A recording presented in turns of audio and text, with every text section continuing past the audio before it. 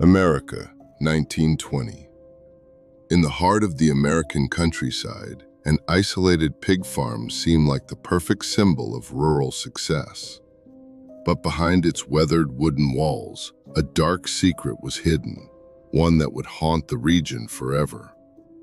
The farm was owned by two brothers. They were rugged, tight-lipped, and deeply introverted men. To their neighbors, they were just two hard-working farmers, dedicated entirely to their trade. No one could have ever imagined what they were planning in the dark. Their business thrived. Local markets and the finest restaurants in the state formed long lines just to buy their meat. Everyone agreed on one thing: the brothers' pork had a unique, incomparably delicious flavor that couldn't be found anywhere else. But during that exact same decade, an unexplainable curse seemed to strike the county. One by one, young men and women began to vanish without a trace. Within 10 years, the number of missing persons reached a shocking total of 130 people. The local police were completely in the dark. The horrifying reality, however, was beyond any human imagination. The secret to the exceptional taste of the pigs didn't lie in any special feed, but in human flesh itself. The two brothers had turned into ruthless predators. They stalked unsuspecting travelers and locals in lonely, desolate areas, murdered them in cold blood, and fed their bodies to the hungry swine, erasing every single piece of evidence. The countdown to their end began on an ordinary day when a young sheriff visited the farm. He wasn't looking for the missing people. It was just a routine check regarding an insignificant, bureaucratic matter in the area.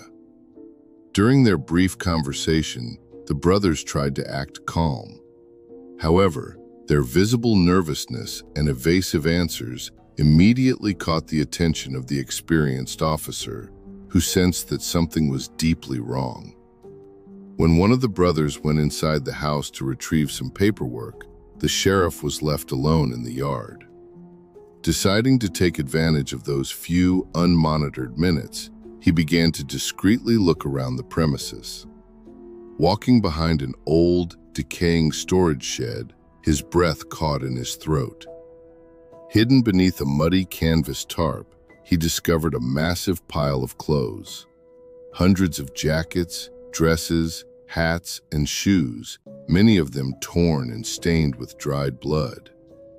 Searching through the garments, the detective found personal belongings and identification cards. The names matched perfectly with the list of the 130 people who had vanished into thin air over the past decade. The truth was now right in front of him. Then, looking over toward the pig pens, absolute horror consumed him. He finally realized the grotesque reality. The missing people had never left. They had become animal feed, and the local community had been blindly eating their own children. But his time had run out. Turning around abruptly, the sheriff found himself cornered by the two brothers. Clutching heavy butchering tools in their hands, their cold, lifeless eyes made it clear that they had no intention of letting him leave alive. In a desperate fight for survival, the officer managed to dodge a lethal blow, dashed to his police car, and sped away under a hail of gunfire, escaping to expose the most horrific crime of the era.